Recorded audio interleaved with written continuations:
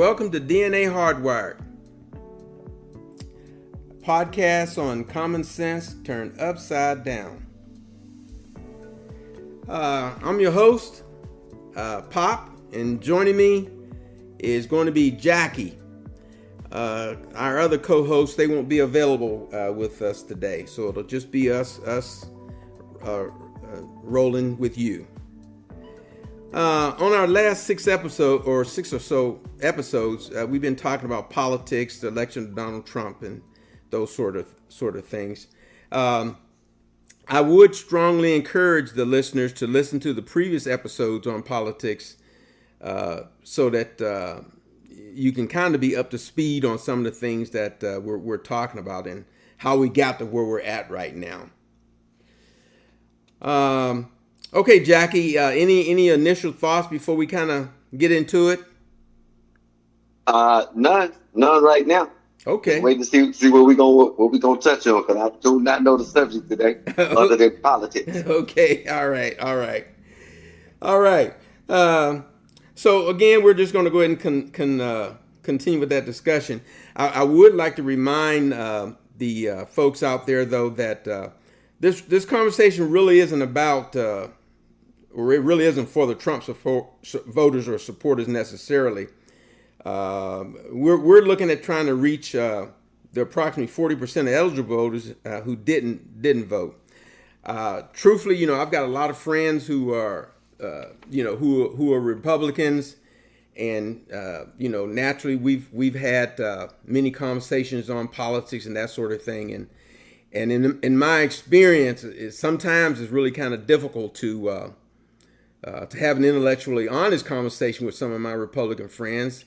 Because I really think they're basically locked in where they're at. Now, that's not saying my Democratic friends aren't locked in, but really, I think in order to make a difference, we're really going to have to reach those 40%ers who didn't vote.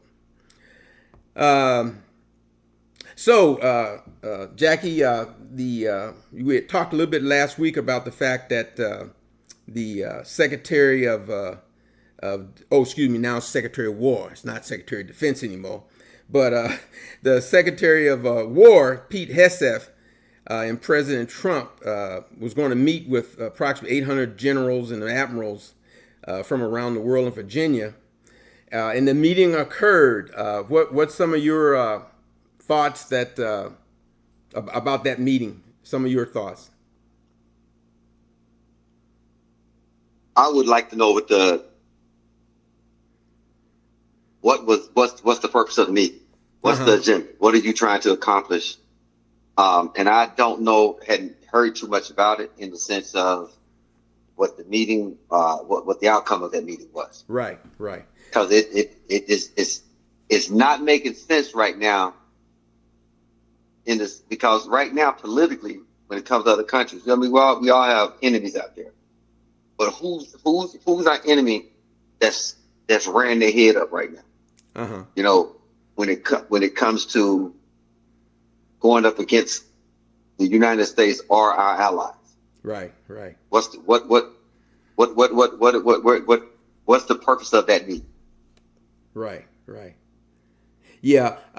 One of my big initial thoughts for the meeting was that they were looking at trying to politicize, the military. That was one of my main one of the reasons I really thought. Another reason is I thought they were going to try to kind of ease the fact that they're going to end up putting troops on our streets in there, try to get the military, get their approval or whatever on that. But after listening firsthand to what the Secretary of War and what the president actually said, and hearing some other things from some other people, it seemed like, brother, that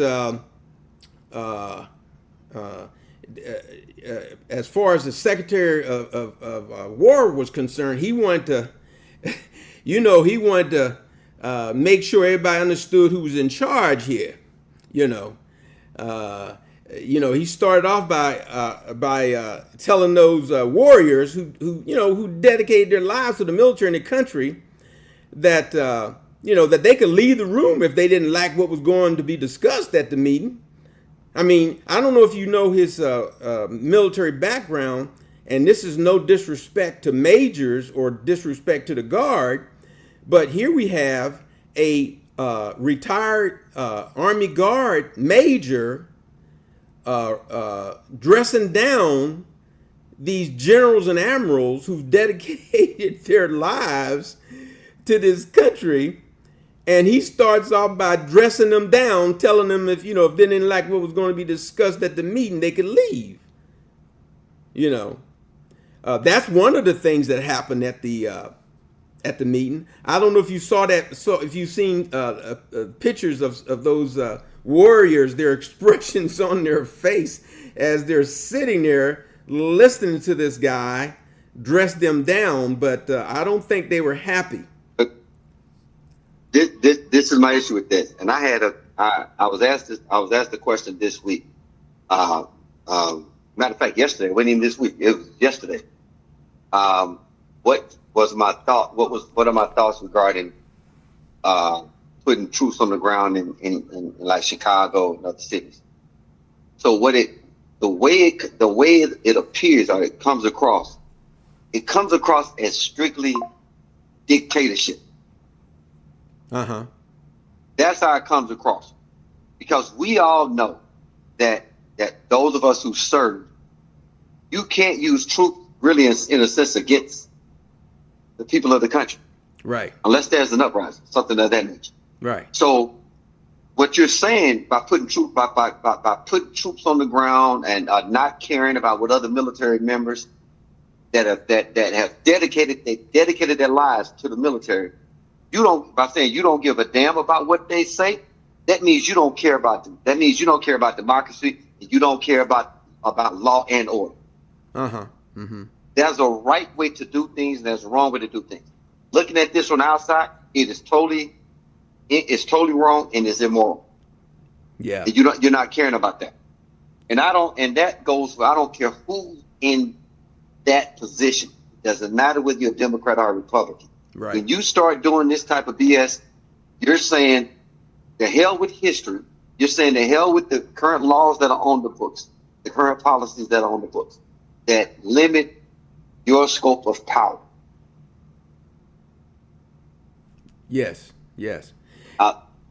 And I also, I think, like I said, I really think that the goal is to weed out those folks up at the top, because they're going to control those folks down in the middle and the bottom. They want to weed those folks out at the top that's not on board with their agenda. And it's very obvious to me that they don't, even though Hesef was in the Army Guard for however long he was in, it's very obvious they don't understand how the military works. They don't, I've said this before. They don't understand that we military folk, we've been brainwashed. We've been brainwashed about our Constitution and the American way of life. We have some strong thoughts on that, some strong beliefs on that. And as you were saying, putting troops on the streets of American citizens, that's not what we've been taught. That's not what we believe. And I think it's going to be very, very hard for people, especially folks who don't have any idea or clue of who we are. It's going to be very hard for them to change that mindset, especially in the amount of time that they have. They don't have enough time to reprogram us, so to speak. They do not have enough time. But yeah, so correct. Yeah. Yeah, and then he's going to suggest that those folks that wasn't going to like what was going on, that they should they might want to look at retiring. I mean, what a hell of a thing to tell! What a hell of a thing to tell folk who have dedicated their lives to serving this country. What a thing to tell them! If you don't like what we gonna do, then you probably should retire. See, that's something that I'm pretty sure in the corporate world that might go over very well. But that's not something you That tell. doesn't go up in the military. No, That doesn't go up in the military. no. Matter of fact, at the end of the day, I'm no longer in. I'll say it. For someone to say that, I'm gonna call him, but they just a rat neck bastard. That's all he is, to be the bullshit. Yeah, You want to push your agenda, and you don't care how it affects who it affects, how it affects the general population, right. and the letter of the law. The letter of the law says you can't do that. Right. What you're doing. Right. Another thing that the Secretary of War talked about was about these DEI initiatives and cultural recognition programs, like Black History Month, Asian Pacific and Hispanic Month, so on and so on and so on. Those aren't going to be referenced anymore. Those aren't going to be highlighted anymore. And that's for those of us that have been in the military and been in there for a while. We know what we had to go through, in the military and the country, to get to where we're at right now as far as equality, at least in the military. We know what we had to go through and what we had to get through for equality and recognition for all military people. And for them to come in and overnight think that they're going to undo that, then, that's going to be a real problem. So another thing they talked about was the fitness program. Now, I will have to admit, I know me and my wife, when we go out to Luke Air Force Base and we see some of the troops in uniform, one of the things that is very noticeable is the weight of some of these folk. I'm on board with the Secretary of Defense of War on that one. I think that we've kind of let that slip a little bit.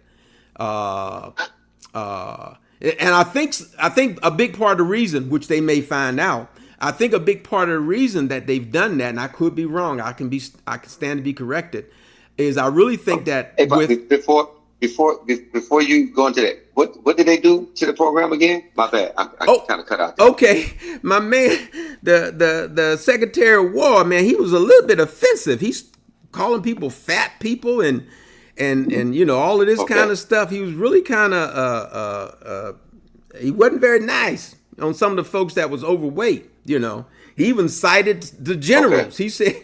He said we got some of these generals that are gonna have to take a look at their weight and stuff. So what he was saying was that that was going to end. We were going to go back to I hate to use the word, but this is the word, the Fat Boy program. Where weight management, where if you're of a certain height and a certain weight, you're going to have to go. Hey, at the end of the day, we've been around. It's been called the Fat Boy program since I was in. Yeah. So it wasn't politically correct then. It is what it is.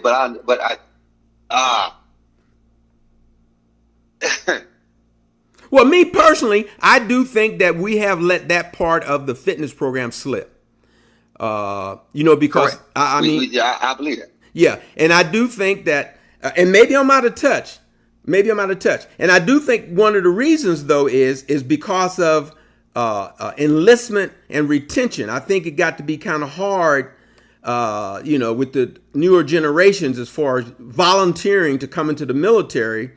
And I think for those folks who may have been a little weight, had issues with their weight, one of the things that the military decided to do was to kind of be a little bit more lenient on that. And then plus, once you got those folks in there, maybe they didn't have a problem when they first came in, and now they're in and they're letting their weight go, then you end up discharging them. We can't afford to do that. So I think that may have been part of the problem with the weight management program. My thoughts are, the secretary, he was talking about, these people who got weight issues being out in the, in the war zone and whatever, and, blah, blah, blah, blah. My thing is, if you got someone who are in certain career fields, where physical fitness would be an issue, then yeah, you really need to stress that with those people. But if you got somebody sitting behind a desk and they ain't even gonna have to walk fast, let alone run, they ain't gonna have to walk fast. I don't know. And then you got the health issue too. If you're overweight, then you got health problems, so on and so on. So I can kind of see them at least taking a look at that part of it. But to come out the gate like Secretary Hesef did, come out there smoking, shooting with both barrels, Again, he's dealing with the military, and evidently, even though he retired from it, he don't know what's going on with us because we don't take very kindly to that. So, and he was also talking about the what do you call them? The beardos, the folks with the with shaving waivers. Shaving waving? Yeah, Shaving yeah, waivers? yeah. He said that's going. Well, you know who he's targeting with that. I know exactly who he's targeting with that. You know it, and I know it. I'll say it. He's targeting black men. Yes. That shaving with. Yes. There's a lot of black men.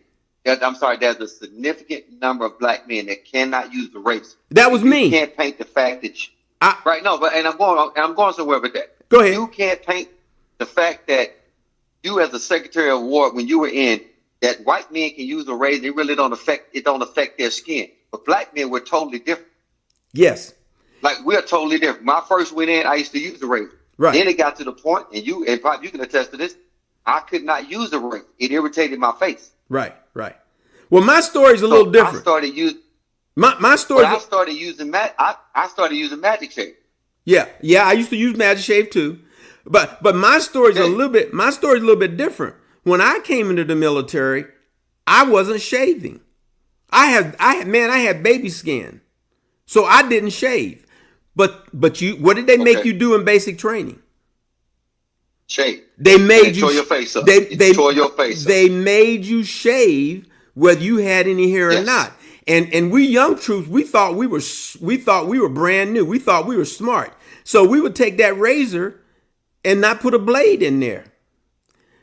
We take a correct.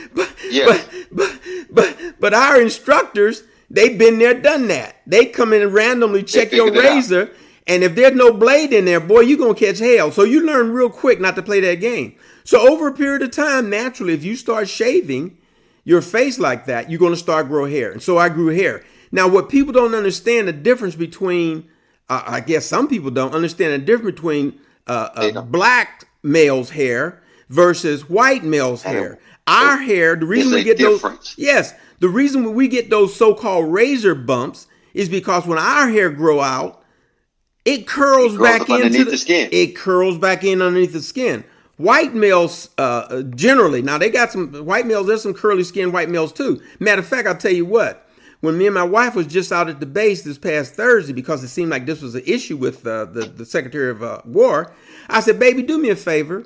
I said, "Remind me how many males we see on this installation today. We're going to be here about a couple hours. Tell me when you see a male." With a shave, with beard, and you know what? We saw one. Thank you. And I hate to tell you this, but it wasn't a black guy; it was a white guy. We saw one white male that evidently had a waiver, but again, like you said, they're trying to target a particular part of the population, and it's not that it's really not that big of an issue. Whether and when they got these shaving waivers, they have to be groomed, and you're on a profile, right, by the way, for people that don't know, you're on a profile. Yes. You have to see a dermatologist. They monitor you. So it's not like you just go, hey, I need a shaving waiver. And somebody just writes you out a shaving waiver and it's good from now on. That's not how the program works. That's not how it works. Right. That's not how it works. But if you got a problem shaving with a blade, you're going to have a problem your entire career in the military. Yes. I mean, for those people that really don't fully understand what we're saying, look at many black males, especially many black males who served time in the military, probably retired. Look at their necks. You will see what shaving has done to them. Some of them, some of us even got VA disability because of that. Correct. Some of us even got VA. There's the medical term for it is pseudofolliculitis. That's the term. Pseudofolliculitis. But anyway, for those folks that don't know and don't give a damn about it, okay, so it sounds like either the Secretary of War don't know about it, or he don't give a damn. I don't know which one it is, but yeah. So that was another issue he said that they're going to deal with. Also, this thing with your sexual thoughts, opinions, beliefs, or whatever. Folks that gay, lesbian, that LGBTQ plus or whatever, those folk, they're gonna be out. They're gonna be out. So that's kind of what I got out of that's kind of what I got out of what happened. And I really thought too that what they're trying to do is politicize the military. Matter of fact, on the news, I think it was this morning or yesterday, it was some Army base in Georgia, I think. I think that's where it was at. But they had some kind maybe that's where it was at. But they had some kind of a celebration or whatever on the base. And they actually, man, I couldn't believe this. But they actually had what they called a pop-up of mega paraphernalia on the base. On the base. The mega hats and this and that. And they had the Secretary of War on this program, and they asked him, "Do you think it's appropriate that our government is promoting mega paraphernalia, these hats, to put those on a military installation, selling them to the military?" They asked him this, and do you know what his response was? Nah, that was Fort Benning, Georgia. It was Fort Benning, Georgia. It was Georgia, okay. But do you know what his know what his response was? He said that he didn't see a problem with it. He had a hard time finally answering it. But he was asked directly about the president, being on the installation wearing a mega hat. Did he? And so his response was, the president could wear whatever he wants, wherever he wants. That was his response to this. In the military, as you know, we can't be showing. Now we vote. We have a right to vote, absolutely, but we can't be on. We can't show favoritism. No, we can't show favoritism, especially on the installation. But again, this is where we're at, and there's many folks out there, especially who've never served in the military, which is a large percent of our population have never served in the military. They don't understand these types of things. They don't understand them. But for us that served, we know. And like I said, I came in a time where the EOT HRE program, Equal Opportunity and Human Relations Education program, I came in when those programs first came out. And I'll tell you, man, it was a problem, especially with a lot of white folk who had racial tendencies. It was really, really hard for them to adapt to treating people of color, minorities. It was very hard for them to learn how to, and it was simple. The programs wasn't telling you had to like these folk. That's not what the program was telling you. What the program was telling you was that as long as you are on this military installation, as long as you're on this military installation, you don't have to like that person over there. You don't have to like them, but you're going to have to get along with them while you're on this installation. That's all the program taught you. It didn't tell you that you shouldn't be this, you shouldn't be that, and so on. It just told you that as long as you're on a military installation, you have to treat everybody equally. You got to conduct yourself in a manner that is respectable, and it doesn't bring it doesn't bring a bad reflection upon the military and the uniform. We know what it is. Exactly. So that's kind of what I kind of got out of what I was kind of getting out of that meeting. Let me see where we're at here. It looks but like I don't believe that throughout history there has not been favoritism. I believe there was actually some levels of favoritism leaning towards one party or another. even within the military. Oh, The absolutely. illusion was that there was no favoritism, but I believe this has always been there. Oh, I agree with you. Absolutely. Absolutely. But over the years of my affiliation with the military, I have noticed that there has been a shift. There's been a change where it's become more favorable. It became, you know what I'm saying? We've came along, as they say, we've came a long way in the military, and now we have these jokers. They're trying to take us back. They're trying to take us back. So yeah. It looks That's like why I say the opposing side, and it doesn't. This is where I'm in the middle of this one. Whoever is pushing the agenda, you need to have an opposing side to set agenda, unless it benefits the masses at large. yeah. Well, we just had we're Jackie, we're live streaming this podcast, and so every now and then I'll look down at the live stream. And there is a person who joined the live stream a minute ago, and they asked the question, isn't it technically a declaration of war against the people? That was that person. So isn't it what? Isn't it what? Technically, a declaration of war against the people. That's what this person said. And I think they're talking about, the thing with people in the street, and those sorts of things. So the military in the street. I think that's what they're referring to. But I would agree. Matter of fact, yeah, I would agree that it's a declaration of war against the people. When you cannot, when technically you cannot use the military against its own citizens. And there's been one time in history, I think once or twice in history, that this has been done. And I think that's what he's leaning towards. But it is a declaration of war against the people of this country. Yeah. Anybody that is going to oppose this administration, he's basically saying, I'm at war with said people, period. And it doesn't matter. This is why I believe that it doesn't matter who it is. It's not a black thing. It's not a white thing. Right. If you are against me, I'm against you. Right. It's interesting.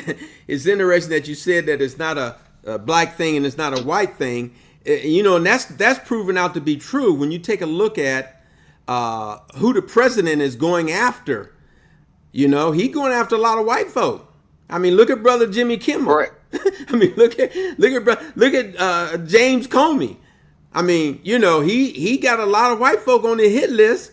And he is going after them. So, yeah, you're right. I don't think it's a matter of necessarily a matter of your color anymore. I mean, I think that's a plus for him. It's a plus for him. But he going after anybody and everybody that's going against what he wants to do with our country. And we need to make sure that we're aware of that. Yeah. Also, one other thing I forgot to mention that happened at that meeting with all those generals is that they both, the president and the Secretary of War, both of them talked negatively about Democrats and liberal-minded individuals. I mean, I've never heard of anything. The whole time, I'm going to tell you, I served with the military over 54 years. Now, some folk will go, that ain't possible. That ain't possible. Yeah, it's possible. Yeah, it is. Yeah, it is. I served 20 years active duty Air Force. And I served 34 years working for the Department of Defense, Department of the Air Force. Yes, sir. Yes. So I've been affiliated with the military for over 54 years. And so I'm telling you, as an active duty member, as a civilian, I've never seen anything like that. Hey, Pop. Yes. Not to cut you off, not to change the subject. I'm 54 years old, right? Hey, that's not funny. That's not. You didn't need to say that. Hold up. You didn't need to say that. No, I wasn't even coming at your age. I'm like, for my entire life, you've been affiliated with the military. Yes. My entire life. Yes. That's nuts when you think about it. It has nothing to do with your age. Right. It has everything to do. My 54 years of the planet. Yes. As someone that's been affiliated with the military for my entire existence. Yes. That's crazy. And you see, and this is what people don't understand. I guess this is one of my problems. because I've experienced these things. And like you say, you're 54 years old. You're not an old person, but you ain't no young man. You know what I'm saying? Absolutely not. And so just imagine the people that's younger than you, what they've experienced. Come on. You see what I'm saying? And so here you have this person, me, people that are my age or older. We're trying to let you know of what this country's been through, right? And what we're headed back to if we don't stop this thing. We don't want to go back there. I'm telling you, I've been there. I saw that. Look, let me tell you something. I personally did not live through slavery. I did not live through slavery. But one of my first assignments was at Shaw Air Force Base in Sumter, South Carolina. Sumter, South Carolina. And as a young 19-year-old, do you know one of the things that I saw that I didn't believe my eyes? Because I was born and raised in Pittsburgh, right? There was actually a black and white water fountain. It actually said black, or it actually said Negro and white. You talking about 1970? You talking about 1970? No, I'm not talking about 1970. I came in and, man, you give me tell my age again. It was 1967. Oh, wow. Yeah, it was 1967 when that happened. Okay? And so a lot of this stuff people aren't aware of, and it's like, matter of fact, they're trying to take the stuff out of history books. But anyway, when they hear people like me say these things, or if they read it in the history books, a lot of stuff they don't believe. You know, so it's like when and I hate to get back on this subject again, but when people like Charlie Kirk, I think the president said it too, when they talk about how, you know, really slavery wasn't all that bad, you know, and there was actually some positive benefits to slavery. You know, the slaves were fed, they were clothed, they had some place to stay. I mean, you know, when they start twisting stuff like that, if you don't know, then, you know, you might fall for that. But anyway, so yeah, so that was my. Let's say this. Whatever, and I'm unlike you, but I wasn't born in Pittsburgh, Pennsylvania, not Pittsburgh, Pennsylvania. I'm born and raised in Mississippi, and I did 30 years in the military between the active duty and reserves. I did 30 years, a full 30 years. I retired on my anniversary date, exactly 30 years later. Right.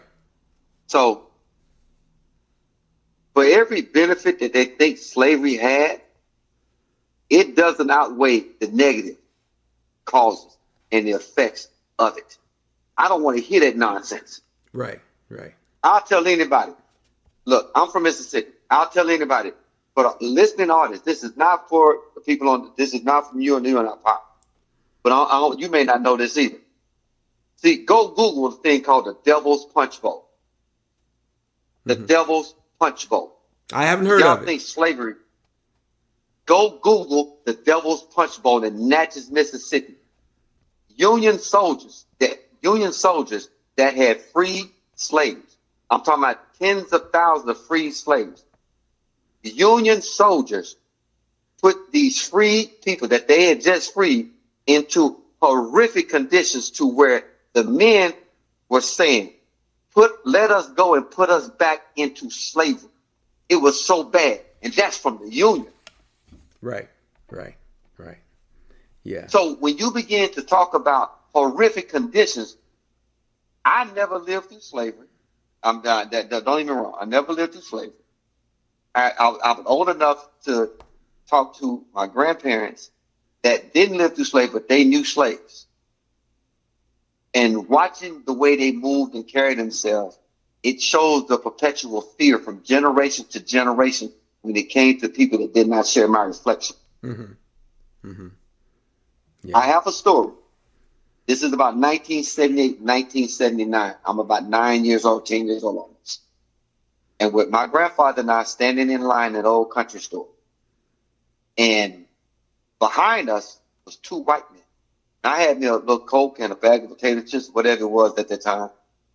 And I watched my grandfather get out of line. Now, mind you, I'm 9 or 10 years old looking up at my grandfather with potato chips. That's your hero at that time. Your grandfather is the strongest man alive at that time. And I watched my grandfather step out of line and say, "Go ahead, Mr. White Man." Yeah. You can't talk about the benefits of slavery without addressing the negative aspects of what it did psychologically to that generation that followed. You know what? You know what's funny, ironic that with your story is that when I was, I can't remember now whether I was active duty or whether I had transitioning, but I had to go TDY to. I can't remember whether it was Gunther or the other Alabama base. There was Gunther and Maxwell. I think it was Maxwell. It was Maxwell. And so I'm there. I'm for the folks that don't know what a TDY is. It's just for everybody. Gunther and Maxwell. That's Alabama. Yeah. Let me be very clear. It's Alabama. Let's talk about that. It's Alabama. Yeah. And TDY, for those of you folks that don't know what that is, that's just temporary duty. It's a short period of time. So I was there, and I had went off base. It's funny that you said that, man. I had went off base it was a fast food restaurant. I don't know if it was a McDonald's or what it was. I don't know what it was, man. Now, keep in mind, this had to be in the 70s. It had to be in the 70s. And I can't remember if it was the beginning, middle, or the end. I can't remember. But it was in the 70s. And so I'm standing in line. And this young white guy comes up. He looked like he was in his 20s, maybe 30s. And he comes up beside me, and he looked at me. And it was like, I hope this. Now, I was raised in the North. I was not raised in the South. I don't know what the traditions are in the South. I didn't know I was supposed to lay him in front of me. But I looked at him, and he looked at me, and I will tell you, when I was a little younger, I could look at you and we could communicate, if you know what I mean. So I communicated with him. I communicated with him non-verbally. And he understood that I was not letting him in front of me. And he smartly got behind me. But it's funny that you said that, though. But anyway, I didn't mean to, and I know we didn't mean to kind of get off into that. But I think we had to talk about it, because I think part of what the president and the Secretary of War was kind of hinting at was some of these things that we're talking about now. They want to kind of go back to those things. I think, Brother Jackie, we're going to go ahead and get ready to bring this thing to a close.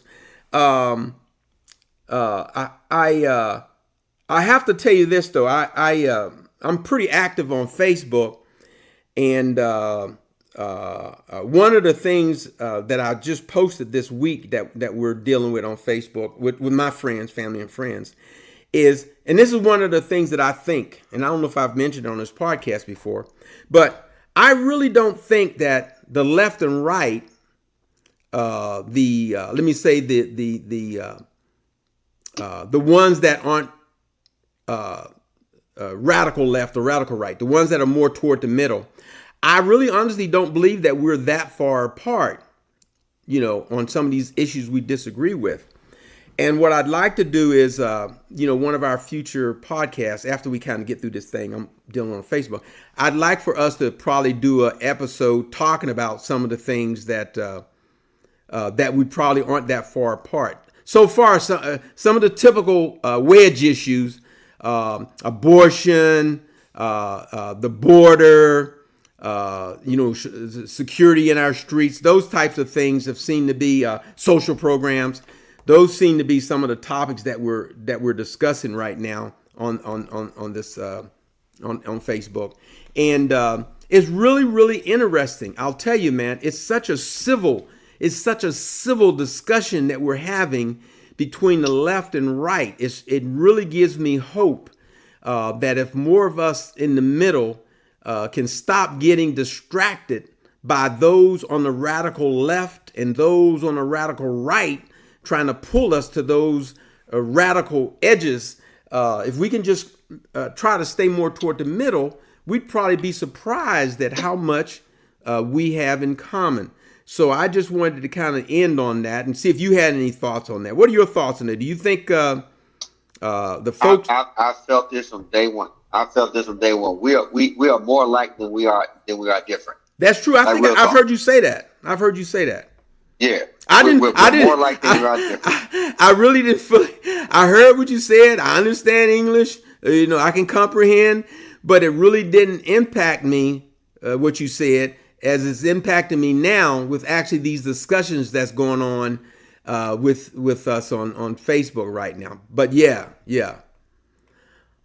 A couple, because everybody knows I live in Dallas. A couple of weeks ago, about a month ago or so, I was in Mansfield, which is south of Dallas, and I'm in a smoke shop. Everybody knows that I smoke. I'm gonna smoke me a cigar, and I'm gonna grab me an old fashioned Buffalo Trace. By the way, if anybody wants to send me a donation, I'll take it for my Buffalo Trace. But my point is this: I'm in the smoke shop, and behind me was about 4 or 5 white guys, and so I started ear hustling their conversation. And mind you, these are men that do not share my reflection. But come to find out, we have some of the same believe some of the same ideologies. We also have some of the same opinions regarding the political landscape. Now, we can be totally different in the party that we support, but at the end of the day, I think most men are looking to go to work, be paid a decent wage for your work, be respected. We can have opposing opinions. It doesn't mean that we got to kill each other, right? Over opposing views, right? And I told him, I said, you know what? I think the change starts at the grass level down here with us. Yes, the change starts here. At the end of that conversation, and this is not an exaggeration, I was asked, "Was you drinking? Let me invite you on Facebook to our smoke group. Come down, have a cigar with us anytime you want. We can have these discussions." Right. Because and guess what? They do not. And the thing was, I'm cool being in the room when I'm the only one in that room that looks like me. Right. We had to be. We had to get used to it. Correct. So with that being said, we have more in common than we don't. Yes. And if we can get past the differences, we'll figure out we have the same agenda. Yes. I want my children to go to decent school. Yes. I want my child. I got my daughter with me right now. That's why I didn't think I was going to be able to do the podcast, because I had my daughter with me. Right. I want my daughter to be healthy and to be safe in any environment that she's in. Right. Just like you want yours. Right. So with that being said, I want the same rights. I want the same protections that everyone else wants. Right. Out here in society. Right. So I land the plane right there. All right. Thank you, brother. I think we were able to do it. We missed our other two buddies, but I think we did okay. Duty calls. So I understand why they're not here. Duty calls. Exactly. Okay, then, folks, we're going to go ahead and bring this session to a close. We appreciate you listening. Again, we do have a web page if you wanted to drop us a note, drop us a line. And it's on, if you type in DNA Hardwired, you'll get to us on Facebook. DNA Hardwired. Common Sense, you can type in Common Sense turned upside down, and you'll get to us. But we really would appreciate your feedback. For those of you that are listening to the recorded version of this podcast, we're trying to do a live stream along with this. So if you go to that Facebook webpage, you'll be able to get hooked up to that live stream link, and at least you'll be able to, voice your comments as we're going through the actual live episode. But again, thank you for joining us. This is Pop, and what's your name, brother? Who are you? Hey, Jackie. Hey, I've been called worse. Yeah, this is Pop and Jackie. We're signing off, and again, we thank you folks for joining us. And we're here every Sunday, Arizona time, 1 p.m. And so thank you. We're signing off. Have a good night, guys.